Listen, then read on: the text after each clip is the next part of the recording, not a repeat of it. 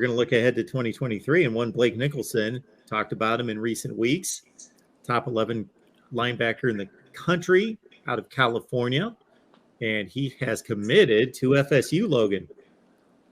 Big time commitment. Here's something that Florida State had been working on for a good long while. Obviously, Oregon heavily in the mix there. I know you saw the UCLA hat there, but this was specifically between Florida State and Oregon. And I think the biggest shout out that I'm going to give it to is Derek Ray, Florida State's newly added on off the field staff member, a general manager is his title.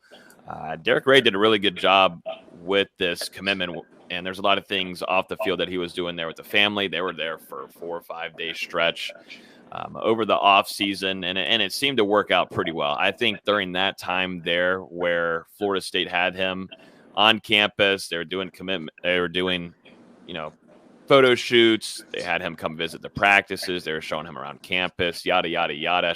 Brought him to events. Like throughout that whole week there that he was spending, it felt like Florida State took the lead. And the way they kept on to it, and it's something we talked about all this offseason, win football games.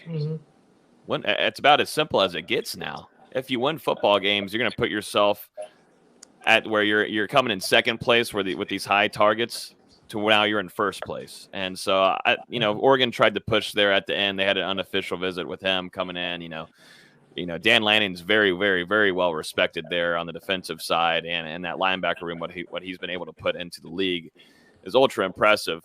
But I think going over to Randy Shannon, Derek Ray, and obviously Mike Norvell, Adam Fuller, what they're able to do to bring a guy over from the West Coast into Tallahassee is a big time move, and it's a much needed thing, much needed player in that position group moving forward. That is a talented linebacker that Florida State hasn't been able to land a talented linebacker like that in a couple of years, if not years and years. So a nice pickup there for Florida State, and shout out to Derek Ray. Yeah, you talk about Ray on this one, but also I think you got to give more credit to Randy Shannon. I think this was a Randy Shannon. He went out there, he got the move, and he would bring in linebackers from California when he was at the University of Miami. He's known for doing this. But you're talking about a 4-star linebacker. We're talking about 6'3", 200 pounds as far as size. Right now, the only linebacker in the genuine linebacker position is probably Amari Gaynor, who can match him in that size right now. So he's a bigger linebacker. He's got speed. There's a lot of people who, you mentioned it, Logan, there were a lot of people who thought he was going to go to Oregon. So I think it's kind of a surprise that he's ended up at Florida State. But I think this is just the start for what we've seen from Randy Shannon. And once again, you talked about last week, you gave Randy Shannon props. I think we're going to continue to give him credit. He is turning around that linebacker room. So for Florida State to get a top player out of California, was there any kind of connection there?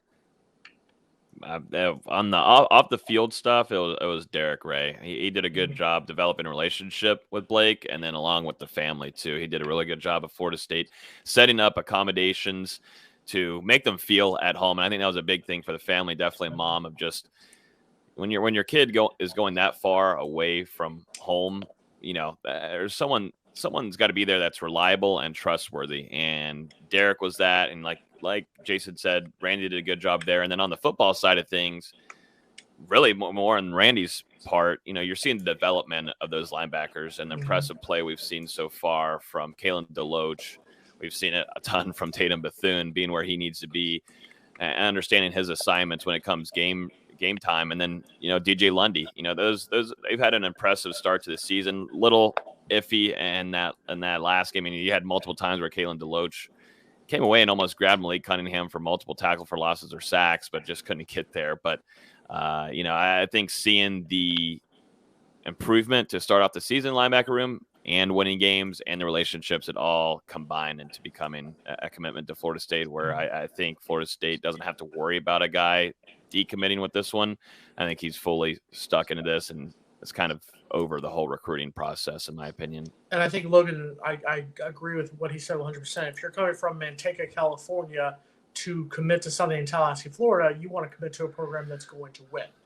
So Florida State started off the year 3-0, heavy favorite coming up this week against Boston College, heading up the first month of the season undefeated. Okay, it looks like Florida State may, and once again, I don't want to put the cart before the horse, may be starting to turn that corner. So that's why you're going to start to see a lot of guys that maybe last year, 2020, 2019, Florida State didn't have a shot with, who Florida State is going to pick up.